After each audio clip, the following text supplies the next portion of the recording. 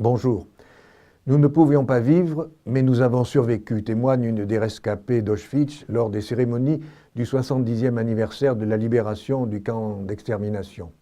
Ceux qui ont visité ce lieu connaissent le poids insupportable du silence qu'il impose, la terreur innocente des regards échangés, l'impuissance à imaginer l'horreur d'une souffrance ineffable.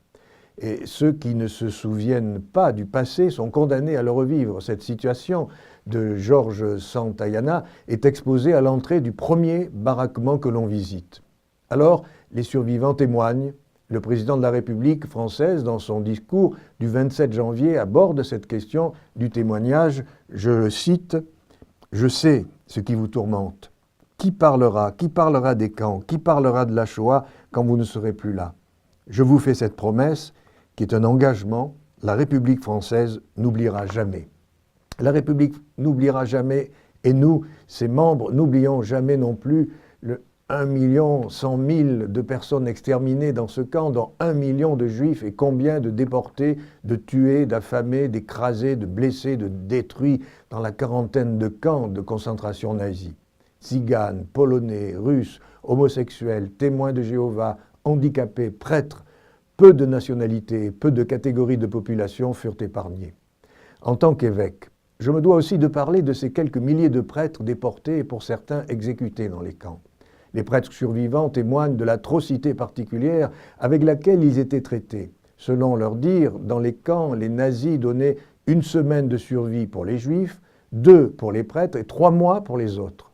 Les humiliations furent quotidiennes, avec notamment la couronne de fil de fer barbelé qu'on leur mettait sur la tête.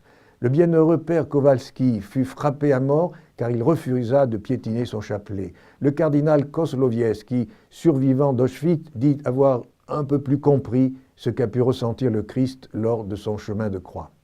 Sur les 2720 religieux, dont 156 Français regroupés dans le camp de Dachau, 1034 n'en sortiront pas vivants.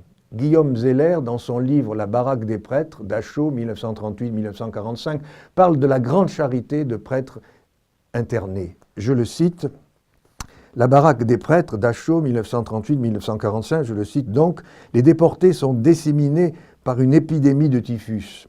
Alors que SS et Capo désertent les baraques contaminées, plusieurs dizaines de prêtres s'y enferment volontairement en toute conscience des risques encourus pour soigner et consoler les agonisants. Certains en mourront. Le courage de Saint Maximilien Kolbe est également à souligner. En juillet 1941, suite à la disparition d'un détenu, les nazis choisissent 10 hommes pour les laisser mourir de faim et de soif dans un sombre cachot. Parmi eux, un père de famille que le père Maximilien Kolbe se propose de remplacer. Après 2 semaines de famine, mais aussi de prière, le père est le seul survivant. Il sera exécuté d'une injection de phénol. Le père de famille mourra de mort naturelle en 1995. Certains détenus d'Auschwitz clamaient devant l'inhumanité de ce qu'ils vivaient, de ce qu'ils voyaient, que Dieu n'existe pas ou plus.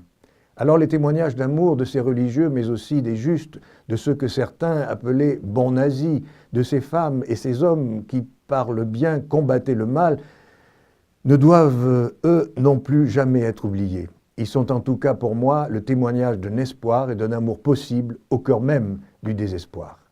À bientôt.